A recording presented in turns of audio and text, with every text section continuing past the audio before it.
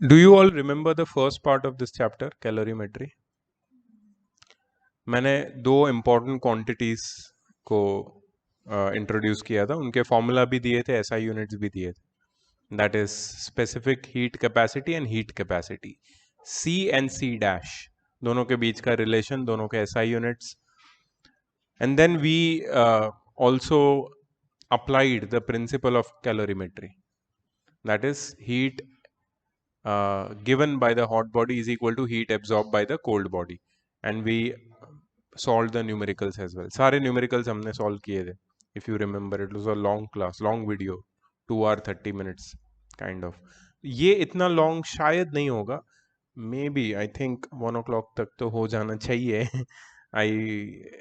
I will try to finish it soon, because ये जो topic है ना इतने डिफिकल्ट नहीं लगेंगे अभी, because you already studied those topics in the last class. तो ये इतना डिफिकल्ट टॉपिक अब नहीं लगेगा. Although there are few new formulae which are to be introduced in this topic. All can see ना क्लियरली? ओके. तो सबसे पहले चेंज ऑफ फेज और state and latent heat. Latent heat और ये चेंज ऑफ फेज का क्या relationship? Just a moment.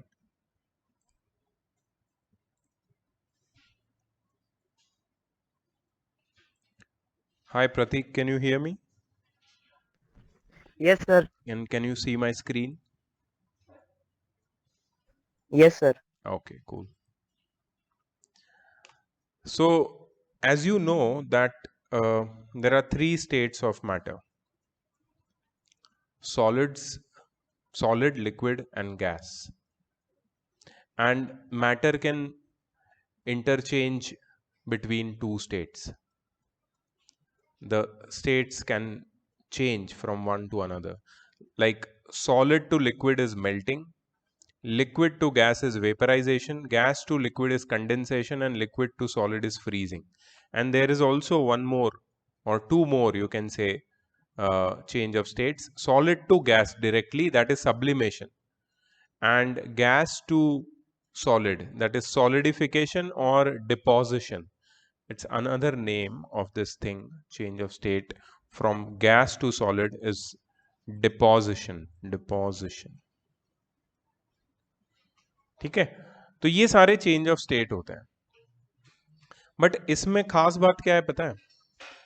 These change of state they always take place at a constant temperature.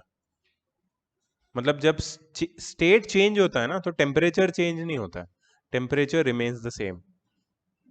इसीलिए we can define certain terms which are known as for example melting point of a substance. जैसे melting point of ice. What is melting point of ice? 0 degree Celsius. So why we can define that, or why we can exactly tell that it is 0 degree Celsius? Because ice melts at 0 degree Celsius, and till the whole ice melts the temperature does not change. So you see a cube of ice completely melting, and if you note its temperature with the help of thermometer, you will understand that the temperature is not changing. The temperature is the same, remains constant throughout the process of change of state or melting point of any substance. Then vaporization, that is boiling point of water, is 100 degrees Celsius, remains constant. Now if you put a thermometer inside boiling water, it will show 100 degrees Celsius, but the temperature will remain 100 degrees Celsius till the whole water has been boiled off. Similarly, freezing and condensation points are also there, and which are constant. So if these change of states are happening, the temperature will not change. That is one thing you should know and acknowledge, because इसको हम लोग अब apply करने वाले. So any change of state happens at, you can say, constant temperature. यहाँ पे तुम्हारी book में भी होगा melting and fusion, ये दोनों की definition दी है. The change from solid to liquid phase by absorption of heat at a constant temperature is called melting. The constant temperature at which solid changes into liquid is called melting point of the solid. ये दोनों definition तुम्हें याद रखनी है, simple definition है, class 8th में भी ये सेम डेफिनेशन पढ़ी है तुमने। रिवर्स चेंज को हम लोग क्या बोलते हैं? फ्रीजिंग। रिवर्स मतलब liquid to solid at a constant temperature. अच्छा, यहां पे क्या होता है? Rejection of heat. तो जब फ्रीजिंग होता है ना तो हीट इज गिवन आउट, जब मेल्टिंग होता है तो हीट इज एब्जॉर्ब। हीट का डायरेक्शन भी तुम्हें याद रखना है। अच्छा, ये फ्रीजिंग का दूसरा नाम है fusion. Fusion means to come together, freezing भी वही होता है, कम टुगेदर। ठीक है। And the temperature at which this liquid is freezing और freezes is known as freezing point. So heat energy is absorbed during melting and it is rejected during freezing at a constant temperature. Temperature remains same. यहाँ पे ice का और water का example दिया है।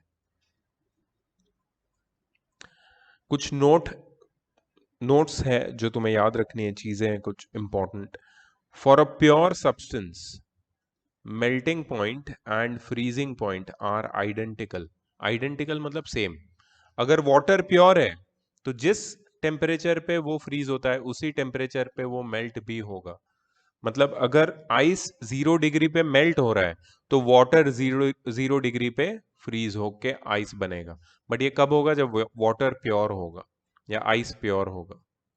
अगर उसमें सॉल्ट एडेड है then the temperatures will not be identical. तुम्हें पता है आइस में सॉल्ट ऐड करने से क्या होता है?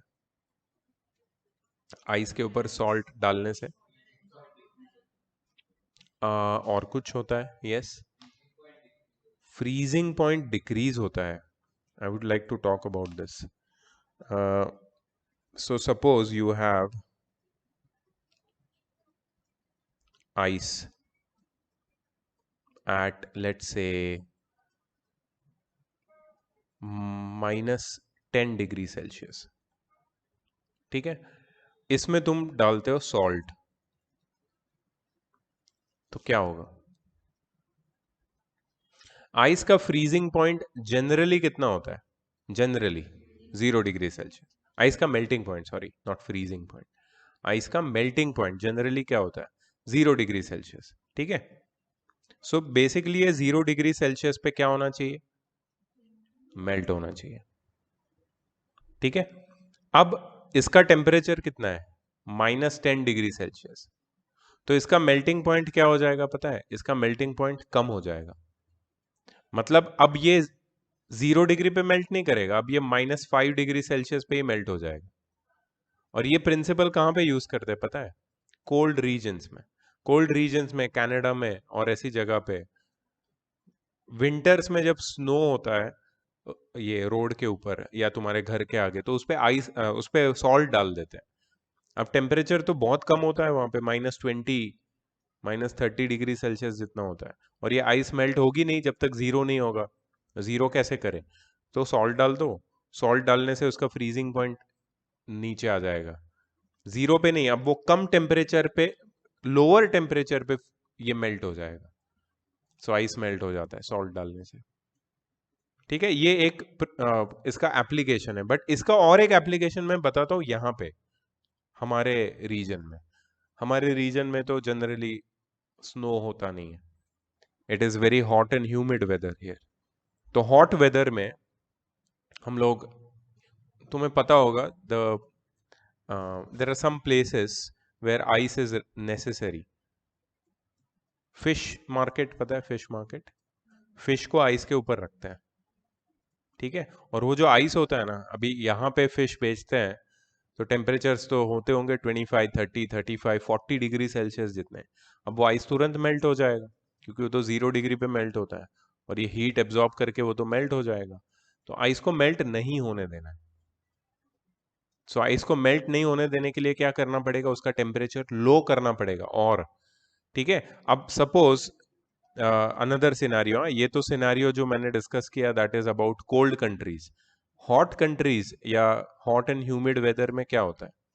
Suppose the you can say the weather conditions are at around 35 degree Celsius.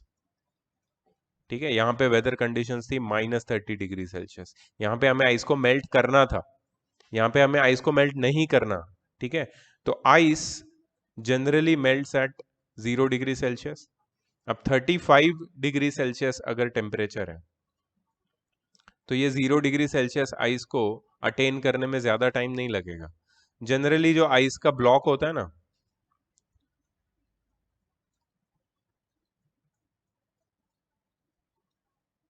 ये आइस का slab, it comes at around -10 degree Celsius. But ये -10 को 0 बनने में ज्यादा टाइम नहीं लगेगा। क्यों?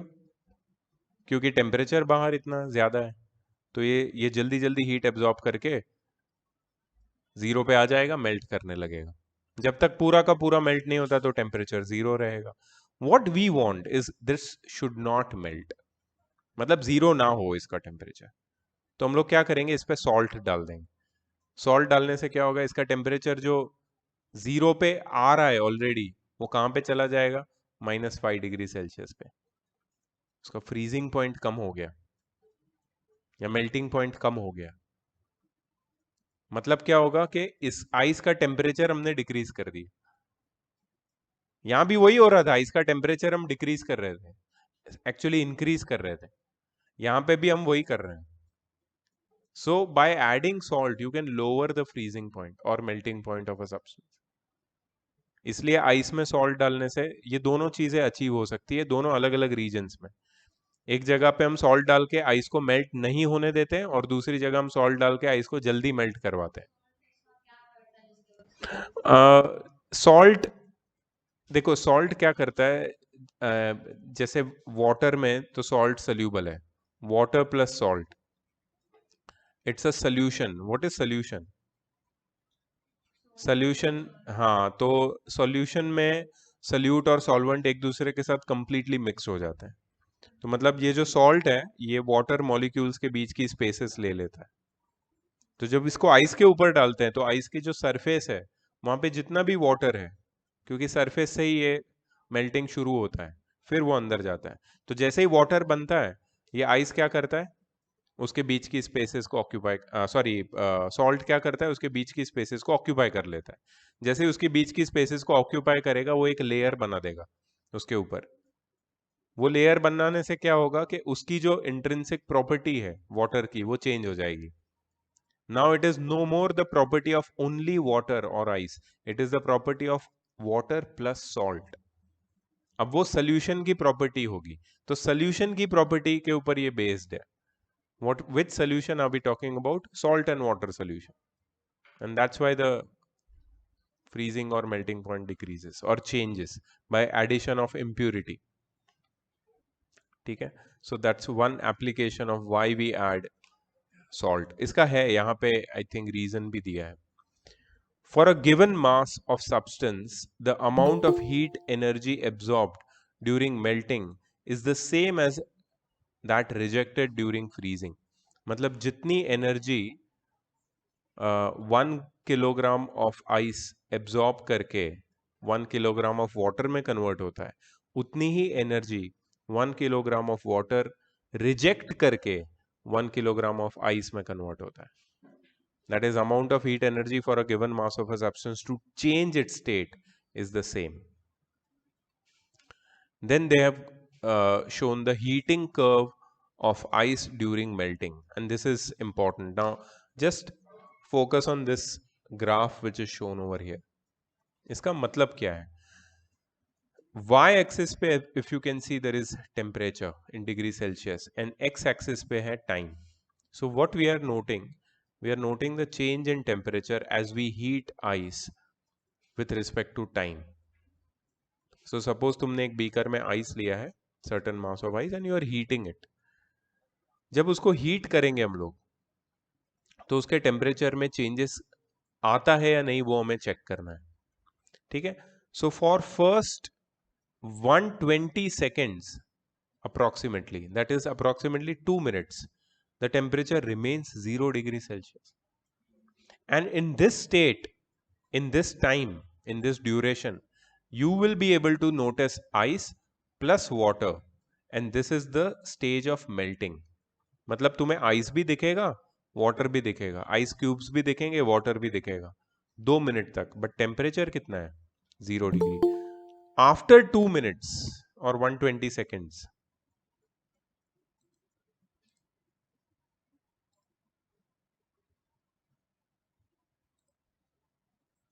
after 2 minutes or 120 seconds, all the ice completely melts. Now there is no ice. Now there is just water. There is just water. ठीक है? तो ये वाटर का temperature after 2 minutes suddenly starts spiking और increasing. तो ये water का temperature बढ़ता जाएगा। Now with time the temperature also increases, becomes 10, 20, 30 degree Celsius and so on. So this is known as the heating curve. ऐसे heat होता है वो आइस या water. Initially the temperature does not change, but then suddenly the temperature starts increasing. अब मुझे तुम्हें एक बात बताओ कि फर्स्ट 2 मिनट्स के लिए आइस ने हीट एब्जॉर्ब की है या नहीं की है? Then why it is not visible on the thermometer? तो वो हीट जा कहां पे रही? That is the heat energy absorbed by the molecules of ice to change its state from solid to liquid. मतलब वो पूरी मॉलिक्यूलर लेवल पे वो हीट एनर्जी यूटिलाइज हो रही है। इट इज नॉट यूटिलाइज, और it is not, yeah, it is not utilized to increase the temperature, so it is not visible on thermometer. That heat energy which we are supplying for first 2 minutes where the ice is melting, it is completely utilized by ice to break the forces of attraction between its molecules and convert into water or liquid state. So this is a specific kind of heat energy which is absorbed, जिसको बोलते हैं latent heat. Latent, ये word याद रखना, latent heat. तो अगर कोई तुमसे पूछता है कि latent heat क्या होता है, तुम क्या बोलोगे? Latent heat is the amount of heat energy absorbed by a substance when it is changing its state without any increase in temperature. तो जब स्टेट चेंज होता है तो हीट तो एनर्जी एब्जॉर्ब होती है, लेकिन वो थर्मोमीटर पे विजिबल नहीं होती है, वो लेटेंट होती है। लेटेंट का दूसरा भी मीनिंग है, एक हिडन। लेटेंट का मीनिंग होता है hidden, hidden heat. It's not visible on thermometer. Generally heat thermometer पे विजिबल होती है, सिर्फ यही एक टाइप की हीट है जो थर्मोमीटर पे विजिबल नहीं होती, because it is absorb by the molecules of substance to break the intermolecular forces of attraction and to change its state from one to another. ठीक है, इसको याद रखना, latent heat. दूसरी एक चीज होती है which is given in a very small you can say एक स्मॉल पैराग्राफ में इसको दिया है। 9th में तुमने इसको पढ़ा है डिटेल में। Change in volume on melting. जब आइस मेल्ट होता है तो उसके वॉल्यूम में क्या चेंजेस आते हैं?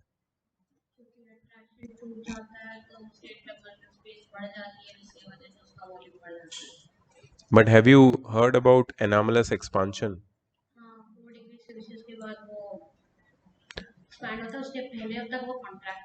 हाँ, तो मतलब जो भी यहाँ पे एनामली है that is between 0 to 4 degree Celsius.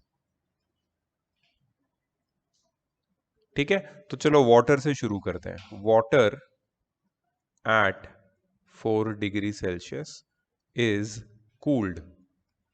क्या होगा? Yes, when water at 4 degrees Celsius is cooled, it starts expanding. इसका मतलब है उसका वॉल्यूम बढ़ता जाएगा। तो उसका वॉल्यूम मैक्सिमम कब हो जाएगा? जब वो आइस में कन्वर्ट हो जाए, है ना, 0 डिग्री पे। उसके बाद तो वाटर वाटर रहेगा नहीं, उसका स्टेट ही चेंज हो जाएगा। So we can not talk about water beyond or below 4 degrees Celsius. Sorry, below 0 degrees Celsius. Up to 0 degrees Celsius, we know what is happening with water. If you cool water below 4 degrees Celsius, it starts expanding. ठीक है, at 0 degree Celsius, at 0 degree Celsius it has, it मतलब water has maximum volume, maximum volume मतलब वो expand हो जाएगा। Expand होके अगर उसका वॉल्यूम बढ़ गया तो उसकी डेंसिटी पे क्या इफेक्ट होगी, उसकी डेंसिटी कम हो जाएगी, और इसीलिए आइस फ्लोट करता है। तुमने वो क्लास 9th में देखा होगा कि why do aquatic plants and animal survive in sub zero temperature in cold regions, because जो ऊपर वाला लेयर है वाटर बॉडीज का, लेक का, रिवर्स का, वो फ्रीज हो जाता है। वो इसलिए फ्रीज होता है क्योंकि वाटर एक्सपांड करते करते बिलो 4 डिग्री सेल्सियस उसकी डेंसिटी कम होते होते सरफेस पे आ जाता है। बाकी सारा वाटर डेंस है, ये लाइटर वाटर है, लेस डेंस वाटर है, वो सरफेस पे आ जाता है और वहां पे वो आइस बन जाता है। और आइस बैड कंडक्टर है, तो वो हीट को अलाउ नहीं करता नीचे जाने के लिए, तो नीचे का वाटर 4 डिग्री पे रह जाता है, ऊपर का लेयर 0 डिग्री वाला आइस बन जाता है। ठीक है, so that's why aquatic plants and animals survive. अब यहां पे क्या बोला है, change in volume on melting. अब हम थोड़ा उल्टे बात करने वाले हैं। ये तो हमने कूलिंग या फ्रीजिंग की बात की, मेल्टिंग की बात कहां की है? मेल्टिंग पे क्या होता है? मेल्टिंग पे हमारे पास क्या है, what do we have, what do we have initially, can you tell me? Melting में when we start talking about melting, what do we talk about? Exactly. So we have ice at 0 degree Celsius. We have to begin our story from ice.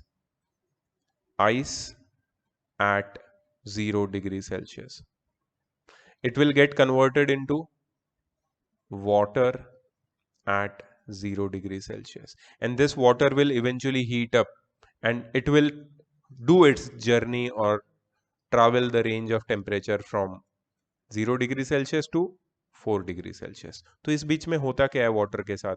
हमें 0 to 4 की journey पता है, sorry 4 to 0 की journey पता है। 4 to 0 में क्या होता है, वो एक्सपांड होता है। तो 0 to 4 में क्या होगा? जनरली क्या होना चाहिए? एक्सपांड होना चाहिए, लेकिन वाटर तो एनामलस है, तो क्या होगा? कॉन्ट्रैक्ट करेगा। मतलब अगर मैं तुमसे बोलूं कि change in volume on melting, तुम क्या बोलोगे? कॉन्ट्रैक्शन होगा, volume will decrease, volume should decrease. या so if you ask about change in volume on melting, I will tell that on melting the volume decreases, water contracts. ठीक है, ये simple है, but यहाँ पे हमको पढ़ना है नंबर्स है कुछ, वो नंबर्स को हमें याद रखना पड़ेगा। Most of the substance like lead, wax, etc. expand on melting. For some substances like ice contract on melting. जो हमने उसके प्रिडिक्शन किया था आइस टू वाटर, वही निकला है। फॉर एग्जाम्पल ये याद रखना है इसको, ये नंबर्स को। 1 gram of solid wax of volume 1.161 centimetre cube on melting at 64 degree Celsius becomes 1 gram of molten wax of volume 1.166 centimetre cube. क्या हुआ इसका? पहले वॉल्यूम कितना था मेल्ट होने से पहले? 1.161 सेंटीमीटर क्यूब। फिर वॉल्यूम कितना हो गया? 1.166 सेंटीमीटर क्यूब। वॉल्यूम इंक्रीज हुआ, मतलब ये तो नॉर्मल बिहेवियर है, एनामलस नहीं है। किसकी बात कर रहे हैं? ये वैक्स की बात कर रहे हैं। वैक्स, लेड, ये सब इसी तरह बिहेव करते हैं। On the other hand 1 gram of ice, याद रखना ये 1 gram of ice of volume 1.091 centimeter cube at 0 degree Celsius on melting gives 1 gram of water of volume 1 centimeter cube. 1.091 centimetre cube से 1 सेंटीमीटर क्यूब बन जाता है, मतलब contract होता है। And this is due to the anomalous expansion of water. This is the anomaly in the behavior of water from 0 to 4 or 4 to 0 degree Celsius. ठीक है, सो this is the change in volume. इसके ऊपर कुछ छोटा question आ सकता है which will be confusing, तो तुम्हें ये एनामलस एक्सपांशन का एग्जांपल याद ही रखना है वाटर के लिए। Water behaves differently. Just a moment. Hello. Yeah, good morning. Yes, yes. Yes, yes. I will come when I get time. Okay, thank you.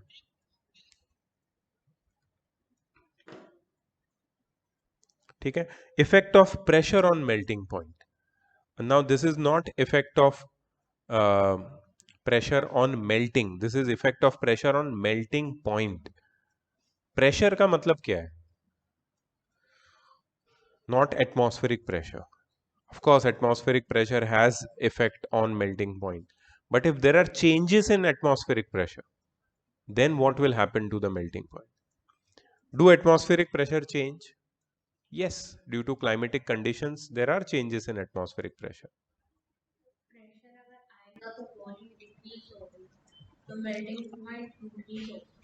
Okay, very good idea. Let's talk about it. Before reading, if you want to talk about it, we can. We can discuss this. So, suppose ice melts at 0 degree Celsius at normal atmospheric pressure. ठीक है, normal मतलब सी level पे.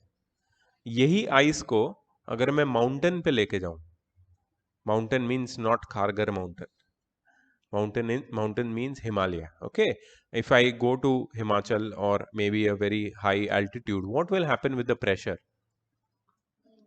Decrease. As you go high, pressure decreases. ठीक है, तो atmospheric pressure decrease होगा. Atmospheric pressure decrease होने से ये आइस के मॉलिक्यूल्स पे क्या इफेक्ट आएगा?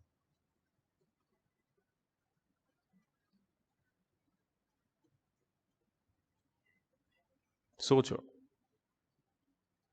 डोंट कनेक्ट एनामलस एक्सपांशन एकदम से, सिर्फ सोचो किसी भी मॉलिक्यूल पे क्या इफेक्ट आएगा. They will be allowed to expand. Very good. They will be easily expanding. They will be easily expanding मतलब कोई भी सब्सटेंस, जैसे वैक्स की बात कर ले हम, तो वैक्स तो इजीली एक्सपांड हो जाएगा जब उसको माउंटेन पे लेके जाएंगे. मतलब माउंटेन पे वो जल्दी मेल्ट हो जाएगा. बट ये वैक्स की बात कर रहे हैं हम लोग, जो नॉर्मल सब्सटेंस है. एनामलस एक्सपांशन से हम लोग कनेक्ट करेंगे, लेकिन अभी नहीं. पहले हम ये देख रहे हैं कि हमने जब सी लेवल पे एक कैंडल जलाया तो वो धीरे धीरे मेल्ट होता है. लेकिन अगर मैं माउंटेन पे ये सेम कैंडल को जलाऊंगा तो वो जल्दी जल्दी मेल्ट हो जाएगा. क्यों? क्योंकि उधर उसको ईज है एक्सपांड करने की या मेल्ट होने की या अपना वॉल्यूम को बढ़ाने की. तो वहां पे कैंडल जल्दी खत्म हो जाता है, यहाँ पे कैंडल नहीं होता जल्दी. इतना तो इजी समझ में आ रहा है तुमको. बट अब वाटर की बात करते हैं जो उल्टा बिहेवियर दिखाता है. उल्टा बिहेवियर मतलब वाटर क्या करता है on on melting, ice on melting, what does it do? It contracts. So for it to melt, which is the you can say favorable condition, the pressure should be high. If the pressure is high, it will contract easily, means it will melt easily. So on sea level it melts easily, है ना. सी level पे pressure ज्यादा होता है, atmospheric pressure, तो easily melt होता है. यही आइस जब माउंटेन पे लेके जाएंगे तो क्या होगा? प्रेशर कम हो जाएगा. अब उसका जो कॉन्ट्रैक्शन है वो डिफिकल्ट हो जाएगा. मतलब उसके लिए मेल्ट होना डिफिकल्ट हो जाएगा. मतलब वैसे ही वहां पे इतना आइस है, मेल्ट हो नहीं रहा है. हाँ, ग्लोबल वार्मिंग नहीं मैं बात कर रहा हूँ उसकी उसकी वजह से तो टेम्परेचर इंक्रीज हो रहा है and all the ice is melting. But general conditions में क्या होता है? माउंटेन का आइस मेल्ट नहीं होता है, दे appear to be snowy. So this is one more factor which is affecting the melting point of ice at high altitudes. That is the pressure. सही है. मतलब प्रेशर डिक्रीज होने से मेल्टिंग पॉइंट क्या होता है? इंक्रीज होता है. आइस मेल्ट नहीं होता है. ठीक है, ये हमारा कंक्लूजन है. अब हम रीड करके एग्जैक्टली नंबर्स क्या है वो समझ में आएगा हमको. The melting point of substances which contract on melting, like ice, decreases by increase in pressure. Increase in pressure मतलब sea level पे melting point कम हो जाएगा. सही है. For example, the melting point of ice decreases by 0.0072 degrees Celsius for every 1 atmosphere rise in pressure. What is this 1 atmosphere? It is the unit of measuring atmospheric pressure. Ninth में तुमने पढ़ा था study of gas laws, उसमें था ATM, 1 atm. Remember ATM, atmospheres. That was the unit of pressure, not the SI unit. SI unit तो pascal है pressure का, वो भी तुमने नाइन्थ में पढ़ा था, फोर्स अपॉन एरिया, न्यूटन पर मीटर स्क्वायर और पास्कल. बट उसका जो दूसरा यूनिट है जो जनरली गैसेस के लिए यूज होता है, केमिस्ट्री में यूज होता है, दैट इज एटमॉस्फेयर. और एटमॉस्फेयर तुमने 2 चैप्टर में पढ़ा है, स्टडी ऑफ गैस लॉज में भी पढ़ा है और एटमॉस्फेरिक प्रेशर नाम के चैप्टर में भी पढ़ा है. एटमॉस्फेरिक प्रेशर में तुमने वो बैरोमीटर के बारे में पढ़ा था, अलग अलग टाइप के, मर्क्यूरी बैरोमीटर, एक नॉर्मल था सिंपल बैरोमीटर, फिर एक था तुम्हारा एनारॉइड बैरोमीटर, और एक दूसरा था जो ट्यूब वाला था. उसमें भी तुमने एटमॉस्फेरिक प्रेशर के बारे में पढ़ा है, जहाँ पे जो प्रेशर है वो एटीएम में मेजर होता है. एटीएम ये एक यूनिट है उसका. तो अगर 1 atm एटमॉस्फेरिक प्रेशर में इंक्रीज होता है, that means melting point decrease होता है by 0.0072 degree Celsius, which is very small, negligible, but there is an effect. On the other hand, melting point of substances such as wax, lead, which expand on melting, increases by increase in pressure. Melting point increase होता है, मतलब यहाँ पे candle अच्छे से पूरा utilise होगा, mountains पे नहीं होगा, जल्दी बर्न आउट हो जाएगा, मेल्ट हो जाएगा.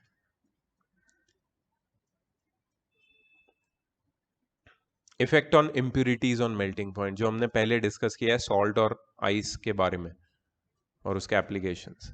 The melting point of a substance decreases by the presence of impurities in it. The melting point of ice decreases from 0 degree Celsius to minus 22 degree Celsius on mixing salt to it in proper proportions. Proper proportions जरूरी है, because वो ice के साथ properly mix होना चाहिए salt. So you know generally when they mix salt with ice, they take crushed ice, crushed. Ice को पहले crush करते हैं, and it is very difficult to crush ice, it is very strong. So generally when you break the ice, it breaks into uneven pieces, which is very large and very small, which are useless because those very small pieces they melt very fast. Large pieces cannot be used, they cannot be considered as crushed ice. So crushed ice is very important for fishes, to keep fishes fresh in these conditions, because fishes they get you can say rotten very easily. Any non-vegetarians here? I'm not, so I don't know. You know fishes has to be kept at certain temperatures. But you know about them, they have to be kept in freezer. If you might have seen in Hypercity and all big supermarket, there is a section, separate section for non-vegetarian substances. So वहाँ पे fishes होती है, they are kept on ice, and that is crushed ice. और वो crushed ice के ऊपर वो लोग salt डालते हैं, तो वो proper proportion में mix हो जाता है और उसका temperature -22 हो जाता है. अब सोचो वो मेल्ट होगा क्या इजीली? नहीं. जो -10 पे था आइस, अब वो -22 पे पहुंच गया, अभी उसको मेल्ट करने के लिए 0 पे आना पड़ेगा, उसके लिए बहुत टाइम लगेगा. So the ice will be utilized for a long time. ठीक है. So this fact is utilized in making the freezing mixture by adding salt to ice. The freezing mixture is used in preparing kulfis. That's what they come up with, kulfis. ठीक है. इसके बाद है vaporization और boiling. I will go little quickly here. Vaporization का मतलब पता है? Changing of state from liquid to vapours और gas at a which is known as, no, that is don't talk about water in specific, I'm talking about all liquids in general. So that is known as boiling point or vaporization point. ठीक है. But that is a constant temperature for any substance, not only water. And change of vapor to liquid by rejection of heat is known as condensation.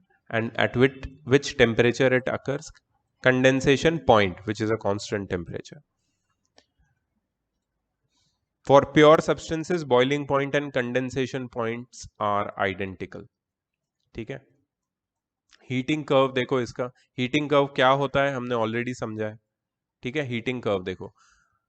Can you tell me by reading this graph that what is the initial temperature of water?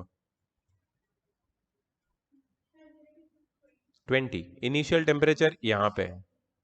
Initial temperature 20 है. Then we are starting to heat it. Within how many seconds does its temperature reach 100 degrees Celsius?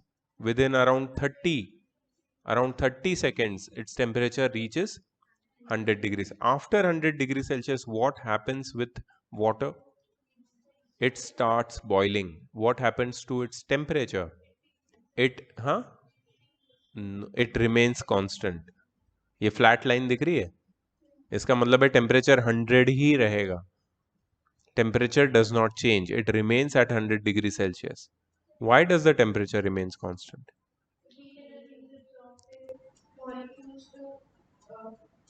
Yes, to change its state from liquid to gas. So all the heat energy is absorbed by the liquid to change its state from liquid to gas at a constant temperature of 100 degrees Celsius. So no heat energy is visible on thermometer. Thermometer constantly shows 100 degrees Celsius. What kind of heat is this? Latent heat. But इसका special नाम है. जो पहले वाला हमने देखा था, that was latent heat of melting or fusion. This is known as latent heat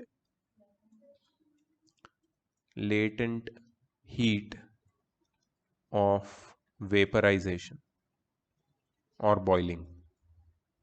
That is the amount of heat energy absorbed during boiling to change the state of liquid to gas at a constant temperature. ठीक है.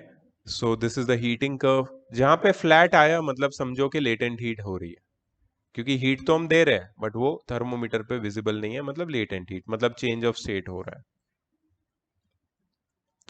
अच्छा, volume पे क्या change आता है boil करने से? Increase होता है. वहां पे कोई एनामली नहीं है. एनामली थी सिर्फ 0 to 4 के बीच में. अब कोई एनामली नहीं है. कोई भी सब्सटेंस को बॉईल करोगे, जब उसका स्टेट चेंज होगा from liquid to gas, its volume will increase. And water का तो बहुत ही इनॉर्मस चेंज होता है वॉल्यूम में. 1 centimeter cube of water, which is just this much, becomes 1760 centimeter cube of steam at 100 degrees Celsius. That is more than 1.5 liters. 1 centimeter cube, 1 ml becomes more than 1.5 liters on just changing its state. So expansion to ho raha hai. Effect of pressure on boiling point, and here I'm going to cite the example of a very common example which we are all related to, pressure cooker. क्या फायदा है pressure cooker का? सबके घर पे pressure cooker है. फायदा क्या है इसका? क्यों यूज करते हैं प्रेशर कुकर? हाँ, मतलब प्रेशर कुकर जिसके घर पे नहीं है उसके घर पे खाना नहीं बनता है? आलू बॉईल नहीं होते? हाँ, क्या हो? हीट कैपेसिटी नहीं.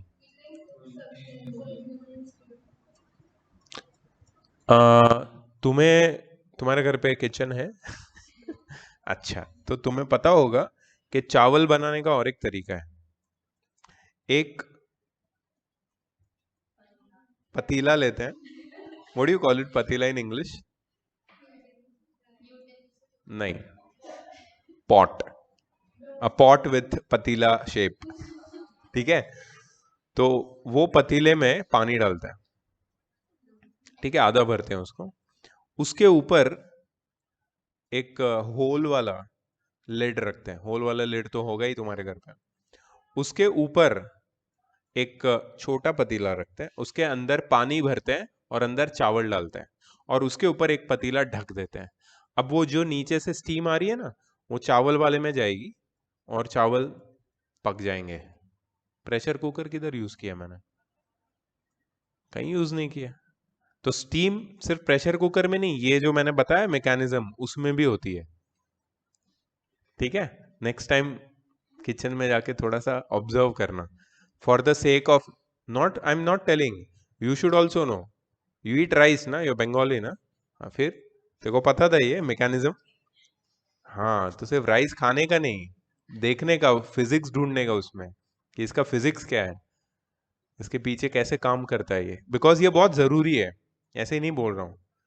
एंड आई एम नॉट, वो जेंडर डिस्क्रिमिनेशन तो बिल्कुल नहीं कर रहा हूँ मैं, I am not only telling to girls, boys also. हाँ हाँ, किसी के लिए भी।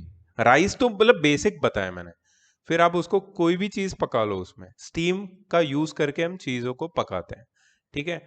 प्रेशर कुकर क्यों यूज करते हैं, मेरा क्वेश्चन यहां पे आता है, because we are trying to find out the effect of pressure on boiling point, तो प्रेशर कुकर का कुछ तो यूज है यहाँ पे।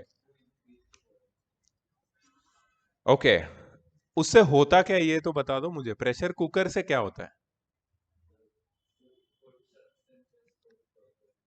प्रॉपरली, मतलब वो जो नॉर्मल लोग जिसके घर पे खाना वो कुकर नहीं होता, वो प्रॉपर खाना नहीं खाते हैं। प्रॉपर मत बोलो यार। हाँ, स्टीम जल्दी बनती है, okay, I give it to you.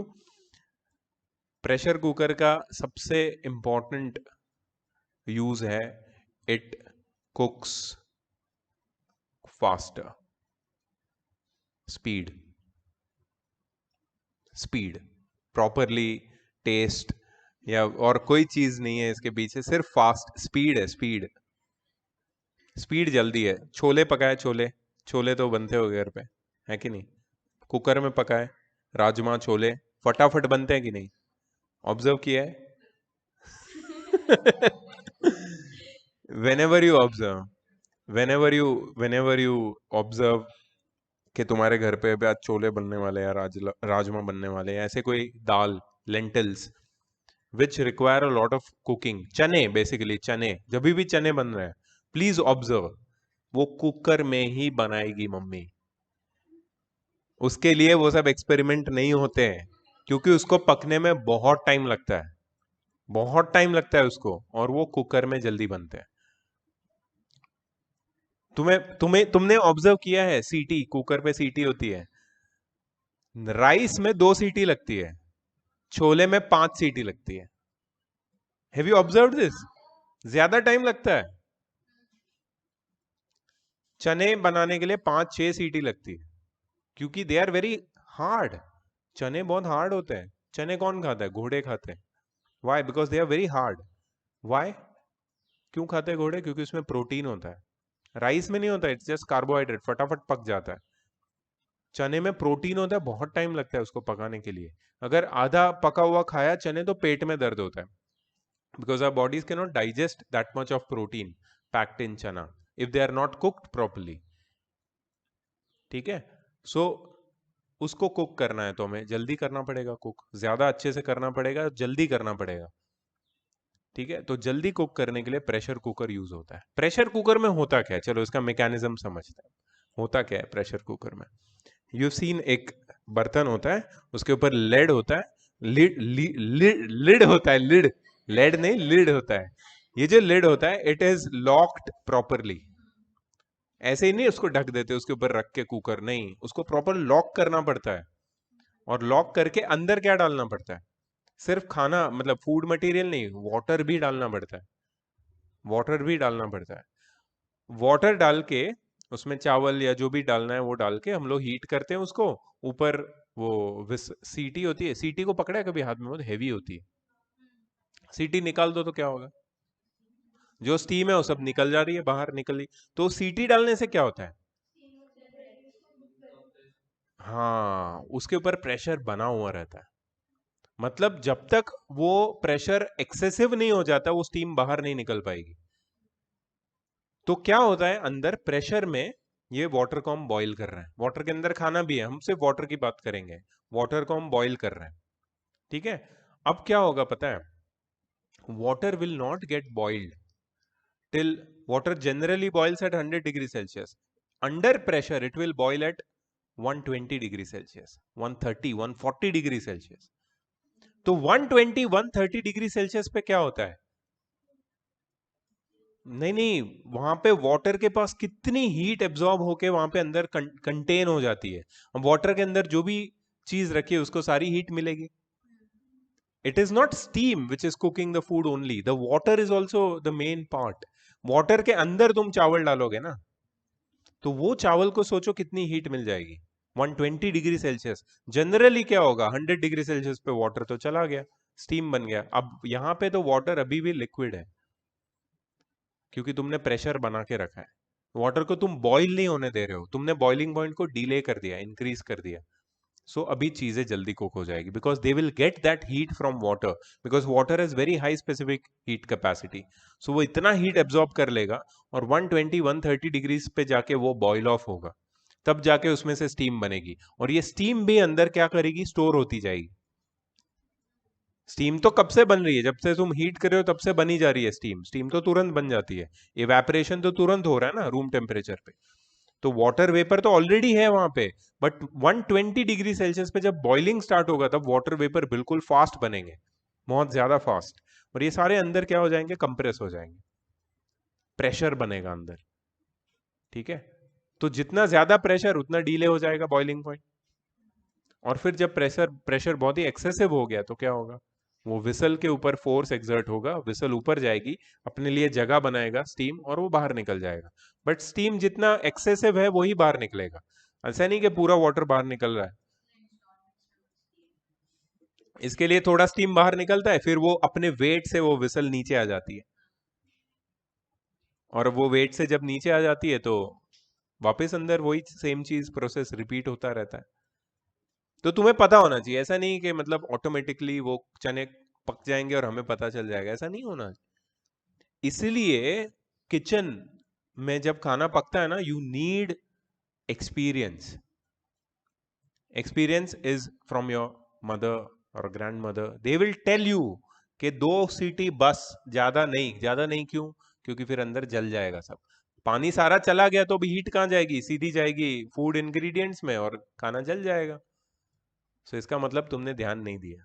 तो इसके लिए चाहिए एक्सपीरियंस। ये किचन है ना, किचन ये पूरा एक लेबोरेटरी है, और यहाँ पे फिजिक्स होता है, केमिस्ट्री होता है, बायोलॉजी होता है, सब कुछ होता है। You have to be very attentive there. और जो लोग शेफ बनते हैं, ठीक है, they study these things scientifically. Not only chef, मतलब वो सब क्या बोलते हैं, उसको सजाना थाली को ठीक से, ऐसा सब नहीं होता है डिश को ऐसे। उसको प्रॉपरली तुम्हें समझना पड़ता है, and you to go into the molecular level of your food. Food के मॉलिक्यूलर लेवल को समझ के तुम शेफ बन सकते हो। सो ये सारी चीजें तो बहुत बेसिक है। ये तो होम साइंस में सिखाते हैं। होम साइंस पता है, home science is a subject which many students they take after class 10th। तो जनरली पहले एक ट्रेंड हुआ करता था, which is again kind of a gender discrimination thing. एक ट्रेंड था कि कुछ लड़कियां होम साइंस लेती है, कुछ लड़कियां आर्ट्स लेती है, कॉमर्स कोई लड़की नहीं लेती। पहले होता था ये, ठीक है। होम साइंस में यही सब सिखाते हैं। जो एक्सपीरियंस तुम्हें घर से मिलना चाहिए वो होम साइंस में मिल जाता था ऑलरेडी, कि कौन से टाइप के आलू या चने कितने टाइम में बॉईल होते हैं, क्यों होते हैं, ऐसा क्यों होता है, ऐसा क्या करना चाहिए। ठीक है, ये तो हो गया। It cooks faster, pressure delays the boiling point, ये सब हो गया। तुमने ये ऑब्जर्व किया है क्या, तुम्हारे किचन में जब भी मम्मी प्रेशर कुकर में खाना बनाती है, या पापा बनाते हैं, पापा बनाते हैं क्या किसी के, है ना? Yes, very good. I wish, मेरा विश है कि मुझे सीखना है कैसे कुक किया जाए, मतलब प्रॉपर। तो अच्छी बात है, very good, I really like it. तो जब भी कोई तुम्हारे पेरेंट या घर पे कोई खाना बनाता है, हैव यू नोटिस्ड कि वो प्रेशर कुकर में जो पानी डालते हैं उसमें वो सॉल्ट डालते हैं, खास करके जब आलू को बॉईल करना है, पोटैटोज, तो सॉल्ट भी डालते हैं अंदर। और सॉल्ट डालने से अभी हमने देखा क्या होता है, बॉइलिंग पॉइंट और इंक्रीज हो जाता है, मतलब खाना और जल्दी बनेगा। प्रेशर से तो बनेगा ही जल्दी, इम्प्यूरिटी डाल दो तो और बॉइलिंग पॉइंट डिले हो जाएगा और खाना जल्दी बन जाएगा। तो आलू सिर्फ 10-15 मिनट्स में बॉईल हो जाता है, नॉर्मली बॉईल करो उसको। Yeah, in corn also. So these are all hard stuff.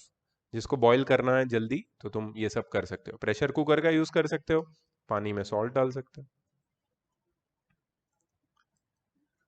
छोटा मोटा कुकिंग लेसन दे दिया मैंने तुमको।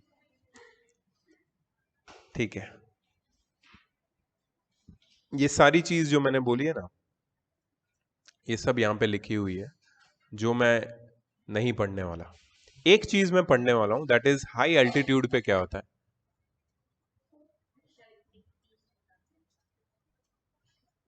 हाई एल्टीट्यूड पे अगर तुम हिमाचल जाते हो, उत्तराखंड जाते हो, तो वहां पे तो एल्टीट्यूड ज्यादा होने की वजह से एटमॉस्फेरिक प्रेशर कम हो गया। तो वाटर जो जनरली 100 डिग्री सेल्सियस पे सी लेवल पे बॉईल होता है, वहां पे 90 पे बॉईल हो जाता है। तो खाना तो पकेगा ही नहीं यार। जस्ट इमेजिन, खाना पकने में बहुत ज्यादा टाइम लगेगा। तो वहां तो प्रेशर कुकर के बिना तो कोई चांस ही नहीं है खाना पकाने का। You need pressure cooker. Also, you need to add lot of impurity or salt to the water so that its boiling point increases.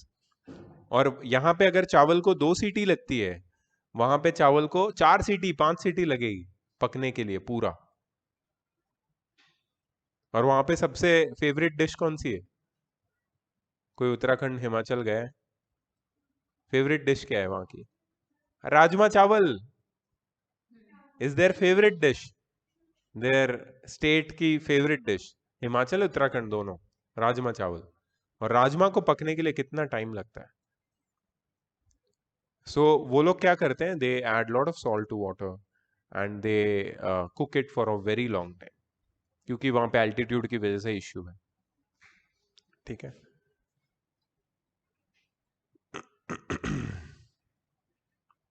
तो अब हम आते हैं अपने मेन टॉपिक के ऊपर, that is latent heat and specific latent heat, जिसके बारे में ऑलरेडी मैंने बात किया कि latent means hidden. The heat energy absorbed during the change of state, which is not visible on thermometer, which is utilized for breaking the intermolecular forces of attraction, is known as latent heat. But इसके दो term दिए हैं, latent heat and specific latent heat. You already know what do you mean by specific. Exactly, उसमें mass आ जाता है। मास आ जाता है मतलब it is for unit mass of a substance. The heat energy absorbed to change the state of a unit mass of a substance is known as specific latent heat of fusion or vaporization of that substance. ठीक है, इसका हम लोग यहाँ पे definition भी देख लेंगे और फॉर्मूला भी दोनों देख लेंगे। देखो, सबसे पहले ये चीज अंडरलाइन कर लो तुम, लेटेंट हीट। यहां पे मैं कुछ भी नहीं पढ़ा because already we have discussed all these things orally. But ये चीज जो मैं बताने वाला हूं, please underline it. Latent heat when expressed for unit mass of substance is called the specific latent heat. Latent heat को जब हम यूनिट मास ऑफ सब्सटेंस के लिए एक्सप्रेस करते हैं तो उसको स्पेसिफिक लेटेंट हीट बोलते हैं।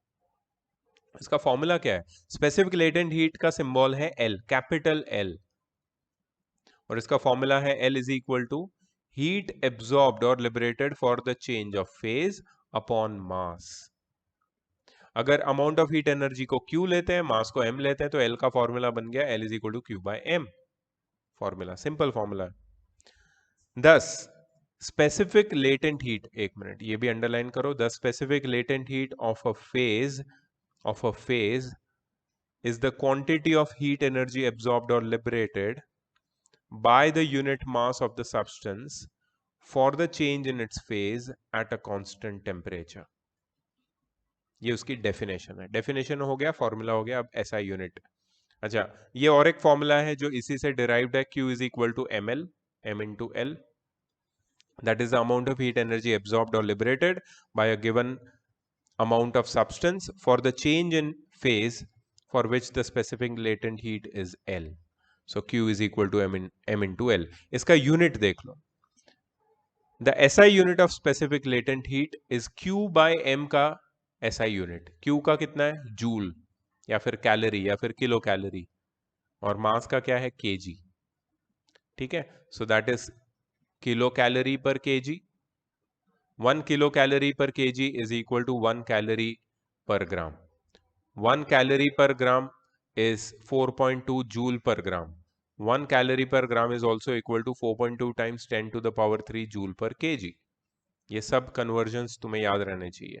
सो एसआई यूनिट है जूल पर केजी, दूसरे यूनिट्स है कैलोरी पर ग्राम और किलो कैलोरी पर केजी. इसका रिलेशन ये सब तुम्हें लर्न करना है, याद करना है, क्योंकि न्यूमेरिकल्स में ये बहुत यूजफुल है. Now the definition with respect to ice और वाटर, क्योंकि अब हम अभी तक हम लोग आइस की या वाटर की बात नहीं कर रहे थे. We were talking general, but we are every time in this chapter when we talk about water or ice it becomes special example. Why? Because everything around us is governed by the behavior of ice or water. Most of the natural consequences जो अभी हमने पढ़े are governed by the behavior of ice and water. तो उसके बारे में हमें ये हीट के जो कॉन्सेप्ट्स है विथ रिस्पेक्ट टू आइस हमें पढ़ने ही पड़ेंगे या water. The specific latent heat of melting of ice is the heat energy required to melt unit mass of ice at 0 degrees Celsius to water at 0 degrees Celsius without any change in temperature. On other hand, the specific latent heat of fusion of ice is the heat energy released or rejected when a unit mass of water at 0 degrees Celsius freezes to ice at 0 degrees Celsius without any change in temperature. इसकी कुछ values भी है, वो भी मैं तुम्हें बताता हूं. यहां वैल्यू आ जाएगी. अच्छा, फॉर अ प्योर सब्सटेंस, ये भी नोट कर लेना. For a pure substance the specific latent heat of fusion is the same as specific latent heat of melting, just like melting point and freezing point. For ice, remember this, specific latent heat of fusion is 336,000 joule per kg or 80 calorie per gram. It means that 1 kilogram of ice absorbs 336,000 joules of heat to get converted into water at 0 degree Celsius. 1 kilogram of water at 0 degree Celsius. ठीक है, इसको अगर मैं sentence में लिखा है, but अगर तुम मुझे पूछो इसको कैसे हम लोग याद करें. So we have 1 kg of ice at 0 degree Celsius. How will it become 1 kg of water at 0 degree Celsius? 0 तो लिखा ही नहीं है. How does it become? By absorbing 3.36 into 10 raised to 3,36,000 था ना, इंटू 10 रेज टू क्या आ जाएगा 1 2 3 4 5 10 raise to 5 joules of heat. एक minute, 336,000 1 2 3 4 5 correct. ठीक है. सो when 1 kg of ice at 0 degree Celsius absorbs 3.36 times 10 to the power 5 joules of heat, it gets converted into 1 kg of water at 0 degree Celsius. And that's why we can say that therefore latent heat of ice, specific latent heat of ice is equal to 3.36 times 10 to the power 5 joules. L ice, lice. What is lice? वो तो L ice है. What is lice? Sir, hair lice. जुए.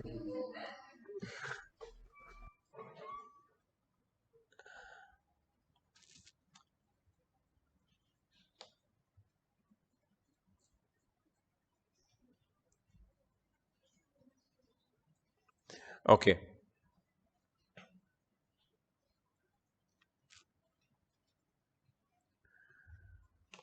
इसका उल्टा भी true है, the reverse process. That is, मैंने 1 o'clock बोला था ना. ठीक है, कोई बात, कल सुबह तो मिल ही रहे हम लोग 8 o'clock। ठीक है, 15 minutes we have. Let me finish the theory properly because we have had a long and good discussions about these concepts. So it is okay, no problem.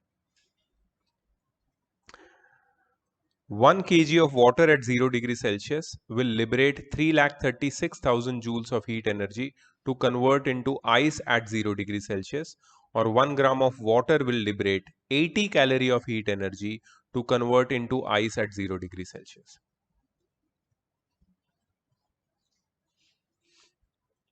उसने एब्जॉर्ब की थी आइस ने, वाटर क्या करेगा, liberate करेगा और ice में convert हो जाएगा। तो मतलब स्पेसिफिक लेटेंट हीट ऑफ, एक तो मेल्टिंग था और एक था फ्रीजिंग, मेल्टिंग एंड फ्यूजन। ठीक है, so specific latent heat of fusion for water at 0 degree Celsius is also 3,36,000 joule. Okay, अब कुछ चीजें, बहुत इंपॉर्टेंट चीजें मुझे पूछनी है तुमको। Fusion and freezing same, yes. Fusion is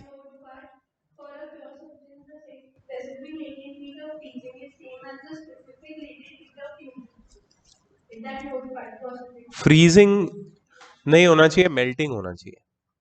specific latent heat of melting is same as specific latent heat of fusion.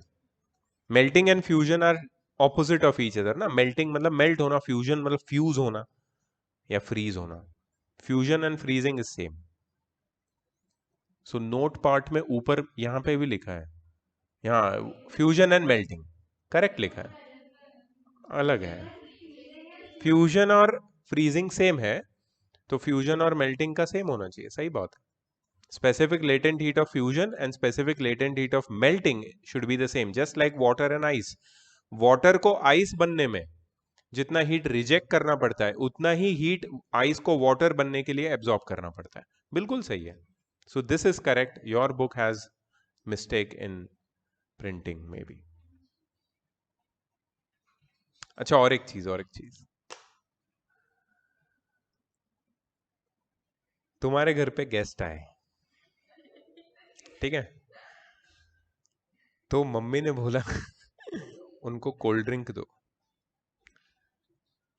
तो तुमने कोक की बोतल निकाली, लेकिन कोक की बोतल अभी अभी लाई थी सुपरमार्केट से और वो इतनी ठंडी नहीं थी।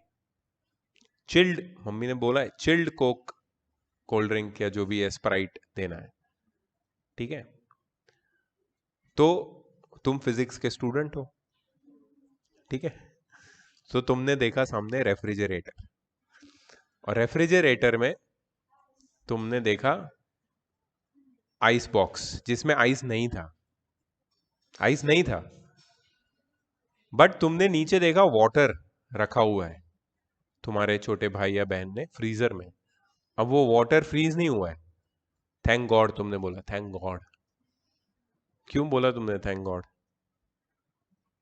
क्योंकि अगर वो फ्रीज हो जाता तो बॉटल फट जाती, क्योंकि आइस एक्सपांड होता है, बॉटल फट जाती है। फ्रीजर में नहीं रखनी चाहिए। तुम्हारे भाई बहन को फिजिक्स नहीं आता, छोटा है, छोटी है, तो उसने रख दिया था, तुमने बचा लिया उसको और तुम खुश हो, ठीक है। तुम में अलग टाइप का घमंड आ गया कि तुमने मम्मी की बॉटल बचाई, ठीक है, अलग लेवल पे हो तुम, अब उड़ रहे हो। अब तुमने देखा कि अरे पानी तो बहुत ठंडा है, तो water is at 0 degree Celsius, अपना काम हो गया, स्प्राइट में पानी मिला के ठंडा कर देंगे और गेस्ट को देंगे। तुमने ये सोच लिया और तुम मिला रहे हो, और पीछे से मम्मी आई और मम्मी ने सिर पे टपली मारी जोर से। तो तुमने बोला मम्मी मैं तो तुम्हारा काम बचा रही हूं या बचा रहा हूं, मतलब तुमने आइस मांगा, आइस है नहीं, तो मैंने वाटर एट 0 डिग्री सेल्सियस डाल दिया। तो तुमने सही किया या गलत किया है, मुझे ये बताओ। गलत किया तुमने, नहीं चिल्ड करना चाहिए वैसे, वैसे नहीं करना चाहिए। कितने लोग बोल रहे गलत किया, कितने लोग बोल रहे सही किया?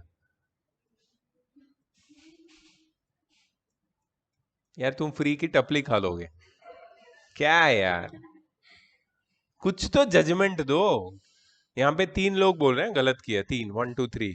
What about you? गलत। 4 लोग बोल रहे हैं, तुम भी गलत ना, सब गलत वाली टीम है ये। मैं गलत ही किया हूँ। What about you? गलत किया। 5 लोग गलत बोल रहे हैं।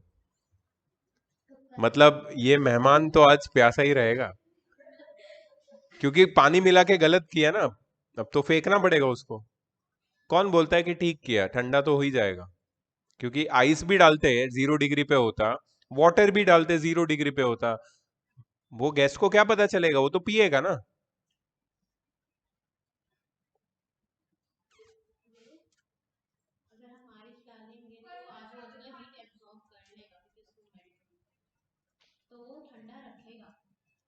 बहुत अच्छे, बहुत अच्छे,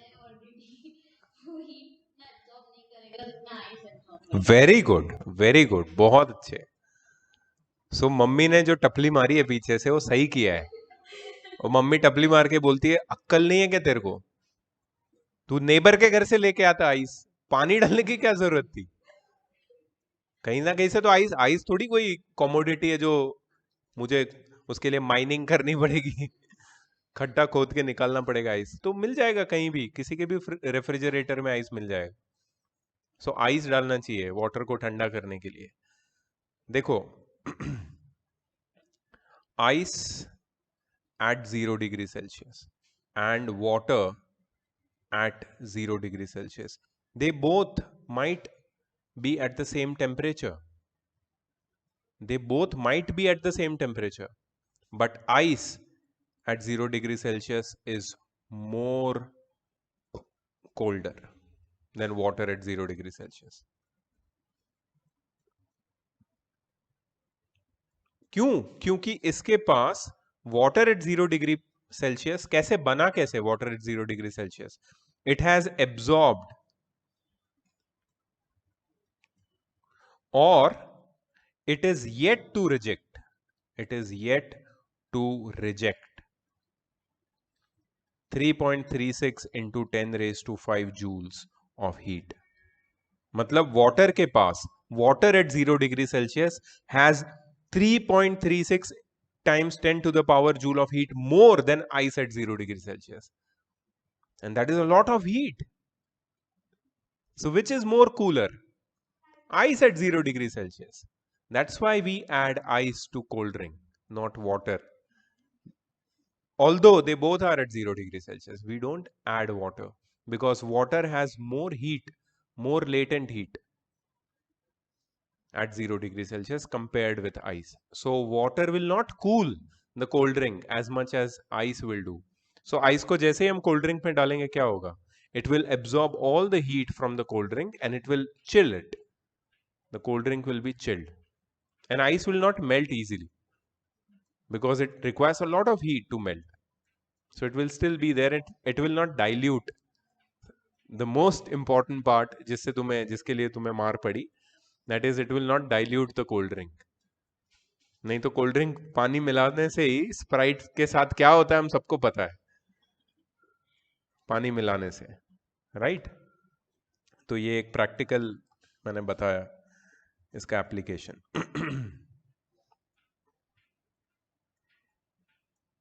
अच्छा, यहां पे और एक चीज है, explanation of latent heat of melting on the basis of kinetic model, जो हमने ऑलरेडी ब्रीफली डिस्कस किया है।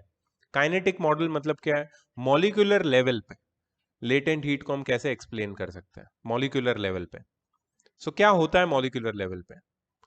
मॉलिक्यूलर लेवल पे जब कोई भी सब्सटेंस मेल्ट हो रहा है तो वो जो हीट एब्जॉर्ब कर रहा है, तो उसके मॉलिक्यूल्स के बीच में जो strong intermolecular forces of attraction है, उसको ब्रेक करने के लिए ये एनर्जी यूज होती है, and to increase the intermolecular spaces and to get converted them into water or liquid at 0 degree Celsius or at the melting point. So ये सारी heat molecular level पे use हो जाती है. It's not visible on thermometer and that's why it is latent. यहाँ पे kinetic energy का क्या रोल है? जब हीट एनर्जी एब्जॉर्ब होती है तो काइनेटिक एनर्जी क्या होती है? इंक्रीज होती है। जैसे ही काइनेटिक एनर्जी इंक्रीज होती है, intermolecular forces of attraction decrease होते हैं, क्योंकि स्पेसिस इंक्रीज होती है और वो मेल्ट हो जाता है सब्सटेंस। यहां पे एक चीज लिखी है नोट में, when 1 gram of ice at 0 degree Celsius changes to water at 0 degree Celsius, nearly 336 joule of energy is used in increasing the potential energy due to increase in its intermolecular separation. So latent heat of ice is 336 joule per gram. 3,36,000 joule पर KG और 336 joule पर ग्राम। ये number काफी use होने वाला है। Natural consequences of high specific latent heat of fusion of ice. Snow on mountains does not melt all at once. कभी होता है ऐसा? कभी नहीं होता। We see snow on mountains in cold regions for a long, long time, almost the whole winter, and if it is high altitude, all throughout the year the ice is still there. It does not, it melts. Where does the river come from? Of course, from the molten ice, but does not melt all at once because of high specific latent heat of fusion of ice. It requires a lot of heat energy to get converted from ice at 0 degrees Celsius to water at 0 degrees Celsius. And that's why the snow on mountain does not melt all at once. In cold countries, water in lakes and ponds does not freeze all at once. Same thing, due to high specific latent heat of fusion. वहां पे melting था, यहाँ पे fusion है, क्योंकि melt करने के लिए specific heat, latent heat of melting लगता है, और फ्रीज होने के लिए specific latent heat of fusion लगता है। दोनों सेम है बिकॉज हम लोग प्योर वाटर की बात कर रहे हैं, ठीक है। सो इतनी ज्यादा specific latent heat of fusion को रिजेक्ट करना in cold countries all at once for the whole volume of water in a lake is not possible, and that's why the temperature of lake decreases slowly, and as the temperature falls below 4 degrees Celsius, the water starts expanding and rises above and gets converted into ice, which is a layer of ice on the top top surface. Drinks get cooled more quickly by adding pieces of ice than water than ice cold water at 0 degrees Celsius, already discussed in detail. When ice in frozen lake starts melting, its surrounding becomes very cold.